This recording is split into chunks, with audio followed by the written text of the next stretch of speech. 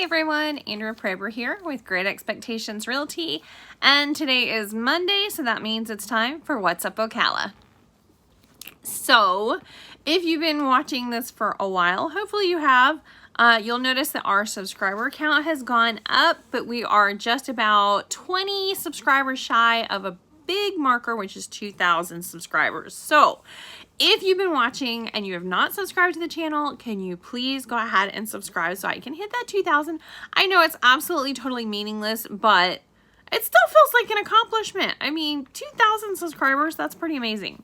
So definitely hit that subscribe button. And if you're already a subscriber, go get like one of your neighbors and tell them that they need to subscribe to this channel. Okay, that might be a little bit much, but still, go ahead and subscribe. Okay, so stuff to do in Ocala. It's so funny because I basically was doing this channel to show people outside of our area like what Ocala has to offer. And what's really funny is like so many locals are now telling me, hey, I'm watching your channel. I didn't even realize that there was so much stuff available to us and so much stuff going on. So I'm like, well, so Mondays, of course I'm, wanting to share with everybody, but it just kind of cracks me up because it's like there's so much stuff to do and see in Ocala, even on a basic weekend, that it's really cool to share that with you guys. So anyway, let's get started.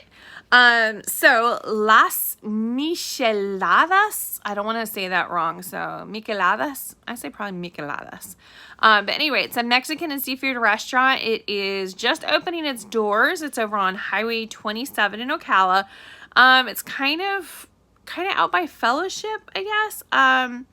But yeah, it's actually got like Mexican food and seafood, and it actually looks like, it has domestic and Mexican beers and wines.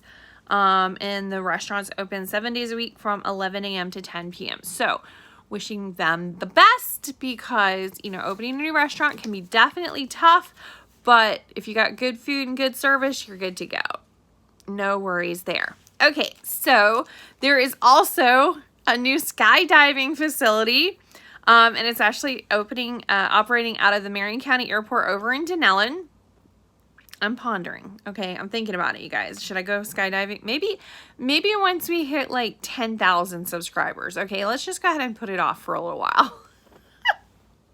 But yeah, I don't mind jumping out of a perfectly good airplane. I don't think my husband would ever do it with me, but if I got a parachute and, why not? Y'all probably I'll get up there. I'll be like peeing myself. You'll have to like shove me out the door, but why not? I could do it. Okay. So anyway, but they are opening up, it's kind of over by like Rainbow River and all of that.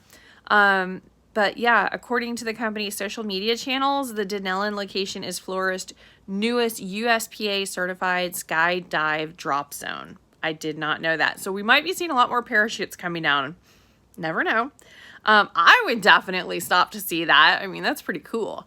But yeah, they offer a variety of skydiving services, including tandem jumps, experience jumps, and classes for those just interested in learning how to skydive. That's always a helpful skill. I mean, if you're in a perfectly good airplane and then it just decides not to be perfectly good, I would think that you could have a carry-on that is a parachute, because, that might be helpful if you knew what you were doing. I mean, apparently it's not just jumping out of the plane. You also kind of have to know how to land. So yeah, anyway. But the company also offers night jumps to qualified skydivers. And of course, they have to have a USPA B license and higher. I have absolutely no idea what that means, but it apparently means something to all y'all that are jumping out of perfectly good airplanes. Speaking of airports, if you just recently saw, I did a video about the Ocala airport, and it is moving up in the world. I don't want you guys to think that, oh my goodness, it doesn't even have like, a Southwest or Delta or something like that. No commercial flights. But we are definitely moving up in the world. We got a control tower a couple years back. And now Elevation 89 is going to host a ribbon cutting and grand opening celebration later this month. And that's actually located inside the Ocala International Airport. It's basically going to be the restaurant that's inside. I mean, we've never had a restaurant in the airport before, so this is kind of a big deal. So, you know, hey, if you want to go, it is completely free to do so. And that's going to be on Thursday, October 21st at 4:30 p.m. So kind of exciting there. I will probably go a few days later and show you guys what kind of food they serve. Because, you know, for me, it's all about the food. Let's be honest. All right. So this weekend, the big trouble with this weekend is not figuring out what's available, but figuring out what is like what you're going to do. Because there's so many different things that they're doing all over the place. It's going to be really hard to pick one. For me, I would say pick several and just I'll go out and do all of it. But, you know, that might be just me. So the Brick City Center of the Arts is going to be celebrating their grand reopening of its gallery shop after a temporary closure for upgrades. So that's going to be on Friday, October 15th from 4:30 p.m. to 6:30 p.m. And so it's going to be at the Brick City Center for the Arts, which is home to the Marian Cultural Alliance, the Marian Cultural Alliance, which is over on Broadway Street. It's basically downtown Ocala. All right. Two Rivers Music Festival and Food Truck Rally. That is going on October 16th. It has 8 bands, 10 food trucks. It's going to be held along East Pennsylvania Avenue. And yes, we are participating. Our office is going to be open for the event. We're on, our Denellen office is right on East Pennsylvania Avenue. I mean, of course we have to participate. Of course. So we're going to be all hanging out down there, and we are going to be enjoying some of the awesome music. We're hoping that we can maybe go ahead and have one of the bands at our location next year, but we'll see. We will definitely see. But yeah, it should be a really cool event. A lot of, you know, street vendors, and I know there's going to be a beer tent, so that should be really fun. All right. Timberline Farms Fall Festival. That is going on every Friday afternoon, Saturday all day, and Sunday all this month in October. So of course we're going to have a few of us down there as well this weekend. So come hang out. It's also, I mean, it's actually a lot of fun to go to that. Hammer and Stain, they are doing door hangers or rounds. That's on 10/15 at 6 p.m. If you want to do anything with Hammer and Stain, just go ahead and go to their website. You can figure out what you want to do, and you can go ahead and pay for it and do your reservation and everything. And then if you have like a company event or something, you can actually have them either come to you or bring a group to them. It's really cool. Just work it out ahead of time. Brown's Fall Festival. That's on Saturday, October 16th from 10 a.m. to 5 p.m. That would be really crazy, right? If it was the other way around. All right. But yeah, that's 10 a.m. to 5 p.m. if you want to go out to Brown's. That is a really fun event as well. I think they've got the corn maze out there and just a whole bunch of stuff. Same thing, if you don't mind a bit of a trek, if you go up to Micanopy, they've got all sorts of festivals going up there, but probably the most popular one is Coon Hollow. Really good pictures, and they've got I think they've got a corn maze too, actually. So if you want to go up to Coon Hollow, Coon Hollow in Micanopy, that's definitely one of the festivals available as well. Also on Saturday from 10 a.m. to 3 p.m. So obviously go to this first and then figure out your festival and then go to an evening entertainment after that. But on 10/16 from 10 a.m. to 3 p.m. there's a craft fair at Circle Square Cultural Center, and that is totally free. So that's basically over on Top of the World. If you guys know where on Top of the World is, that's where the Circle Square Cultural Center is. And of course, not to be left out, I don't know if you guys know this or not, because of course I have not really done a video on it, but we have a drive-in movie theater here in Ocala, and it has become quite the rage ever since the dread COVID, Corona, whatever. So yeah, okay, so it's actually really cool because you can actually drive in there. There's 2 massive screens, and there's 2 movies that play on each one. So you can, like, you don't have to argue about what you guys want to watch. Like, I mean, you can have the kids sit outside and watch one, and you can sit in the car and watch the other. So you can have, like, you know, bring some chairs, and they can, you know, or a bed of the truck. They can face that way. You can face that. It's pretty cool. They are playing Addams Family 2, and then later Venom, and then No Time to Die, which is the Bond film. And then The Many Saints of Newark, which is some kind of gangsta movie. So yeah, that is a lot of stuff to be doing in little old Ocala on one weekend. I mean, that's crazy. That's some crazy stuff. Okay, I've got my stats for the month. I wanted to make sure and share that with you. But this is actually for everywhere that Stellar touches, which is basically all of Central Florida would be a good explanation of that. So this is all of Central Florida. And for active listings, and this has changed from September of 2020 to August of 2021. So back in September 2020, there was 35,554 active listings. Currently, we've got 20,000. And in August, so last month, we had 19,000. So we're actually coming up.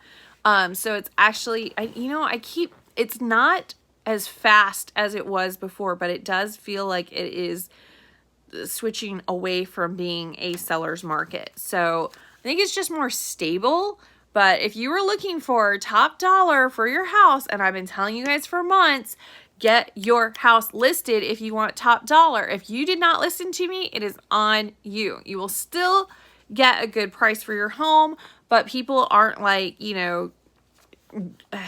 dying for your house and like absolutely fighting, tooth and nail for it, which quite frankly makes everything a little easier on us because holy smokes, we were like, it was crazy town.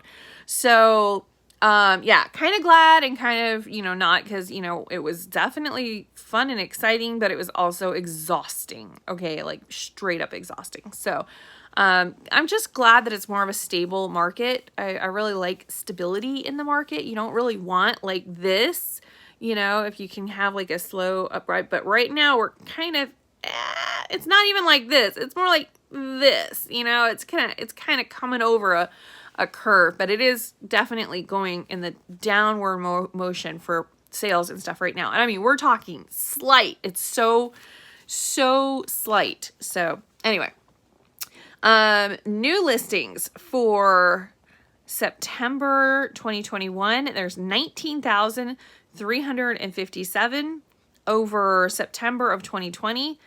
It's almost identical. There's literally zero difference for the new listings. So we have more houses this month over last month, but it's not because of new listings. The number has not shifted. Okay. It's basically the same. It's like marginal.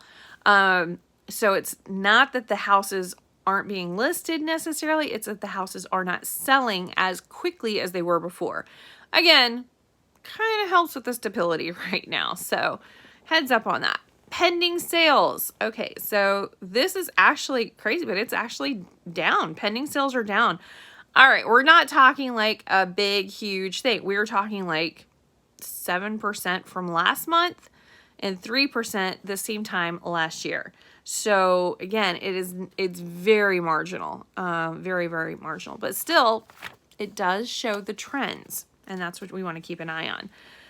All right, listings sold. We are up from, September 2020 by 1%. So we are getting things closed. It was definitely a struggle pretty much from last year till now. Let's see. Average days on market. Okay, that's still pretty low as compared to last year. So September of 2020, the average days on market for a house was 48 days. Currently, it's 19 days. But that is actually up from last month, which was only 18 days. So again, we're seeing that kind of it's just kind of cresting and coming over. So you're still pretty close to the top, but you're not at the top. So, if y'all don't listen to me, I mean, I'm a woman. I love to be able to say that. All right. Total sales volume, that's still up. The prices definitely come up from last year. We're up 18% total sales volume from same time last year. Now, the average sales price, that's interesting. I find that very interesting. September of 2020, it was $322,660. That was the average sale price. And again, this is not Ocala. That is for like Tampa, Orlando, Lakeland, the Villages area, partial. I mean, it's in Marion County. I mean, it's a huge, it's like 10 counties, I think. It's crazy. Anyway, so that's the information that's in there. Okay, so it went from 322,660 last year to this year 377,486. That is a huge difference. Like if you bought a house September of last year and that same house, you have it right now, you just made $50,000. That's not bad. That's not bad. Okay, so it went up 17%. I would have guessed more than that, but here's the interesting thing. Last month, it was 378,797. This month, 377,486. I know it's so small, it's marginal, but at the same time, it's not going up. It's actually going down. It's not this, it's literally just a little. Anyway, so did want to show that. It's not a lot, but it is interesting. Don't you find that interesting? All right. Anyway, months of inventory. Back in September of 2020, we had a little over 2 months of inventory sitting there. We have less than one now. So, not so much. And then here is a bit of information. I know it's a whole bunch. I'm not gonna read all of that for you. But the World Equestrian Center it actually has an academy there. It's called the Dragonfly Academy. And it's a progressive private school designed to provide student athletes with a customized educational support program that accommodates their demanding equestrian training and competition schedule. Okay, so basically these kids, and I'm going to say kids because it could be like any, 18 and under. So it could be like a 4-year-old up to an 18-year-old really. But they literally travel around the world, some of them, competing with these horses. Well, this is also, when school would normally be in order. So a lot of them are homeschooled or they have tutors. It's the same as like the Olympic athletes. I mean, when you're at a certain level, there's no way that you can go to, school normally. A lot of the young actors and actresses that we have out there, they cannot possibly do their schedule as well as go to a more formal education. So they have these tutors and stuff, but apparently there's quite a few of them if they were actually needing a school. Very interesting stuff. So it says that we regularly collaborate with accredited schools throughout the country and internationally to accommodate a variety of student needs. So it's just very interesting. I don't know. I'm always so fascinated by different methods of schooling. Because I definitely think that education is incredibly important. It doesn't matter what age you are, education is so incredibly important. However, I don't think that there's one path or one method for everybody to learn. We all learn in different ways. It's a proven scientific fact. You learn in different ways.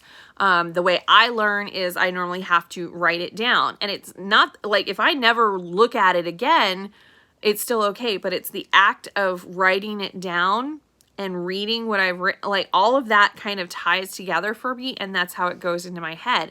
If I just read something, I'm more apt to forget it. But if I copy it down in my own handwriting, not typing, but actually writing it in my own handwriting, I'm much more likely to retain and then be able to use that information. So, but again, it's just different for everybody. Some people are like, oh my goodness, no way would I be sitting there taking notes. I listen to something and that's how I learn. Or I have to do it. I have to do it in order to learn. So it really just depends. And as adults, we recognize that we learn different ways, But for some reason, we always think that kids learn the same way. It's like, no, they're different little individuals themselves too. So kind of interesting. Some of them learn really great with memorizations and some don't. So just really interesting stuff. But anyway, so this was another avenue that is available for children to learn, even though their life may be centered around traveling all over the circuit with their horse. So kind of interesting. Now, keep in mind, this is not cheap, okay? Not at all. Their private tutoring rates are $130 per hour, and they will adjust per half hour. It's very kind of them. The facility usage charge is $85 per day.